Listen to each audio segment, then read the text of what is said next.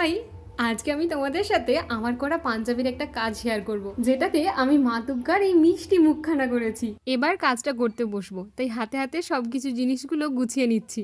আসলে ক্যামেরার পেছনে যতই জিনিসগুলো অগোছালো থাক না কেন, একটু সাজিয়ে গুছিয়ে বসতে বেশ ভালোই লাগে। আর সম্ভবত সাদা পাঞ্জাবিতে করা এটা আমার 3 নম্বর কাজ। আমার এক দিদির ছেলেই আমাকে এই পাঞ্জাবিতে ডিজাইনটা করতে দিয়েছে, তবে তার কোনো ডিমান্ড ছিল না, শুধু আমাকে পাঞ্জাবিটা দিয়ে বলেছিল তোমার মতো করেই করে দাও। সেটাতে আমি যেমন নিশ্চিন্ত হতে পেরেছি, তেমন আবার নিজের মতো করে নতুনত্ব কিছু ফুটিয়ে তোলার চেষ্টা করেছি। এই পাঞ্জাবিটা করতে বসেছিলাম পুজোর ওই কটা দিন আগেই, কিন্তু আগে থেকেই ভেবে রেখেছিলাম এটাতে মায়ের ওই মুখখানা আঁকবো। সত্যি কথা বলতে এদিক ওদিক অনেক সার্চ করে আমি মায়ের এরকম একটা রেফারেন্স ছবি দেখতে পাই, আর সেখান থেকেই নিজের মতো করে এইটা ফুটিয়ে তুলি। আর জানো তো, মায়ের এই মায়া ভরা মিষ্টি মুখটা ফুটিয়ে তোলার পর নিজে থেকে যে কতটা হ্যাপি আর কতটা স্যাটিসফাইড, সেটা না আমি বলে বোঝাতেই পারবো না। তবে হ্যাঁ, তোমাদেরকে বলি, তোমরা হয়তো অনেকেই জানো না যে আমি এই ধরনের আর্টের কাজগুলো অর্ডার নিয়ে করে থাকি। তাই আমার এই কাজটা তোমাদের যাদের ভালো লেগেছে বা তোমরা এই ধরনের কাজ আমার থেকে করাতে চাও, তারা অবশ্যই এই যে আমার মেনশন করা বা ট্যাগ করা যে পেজটা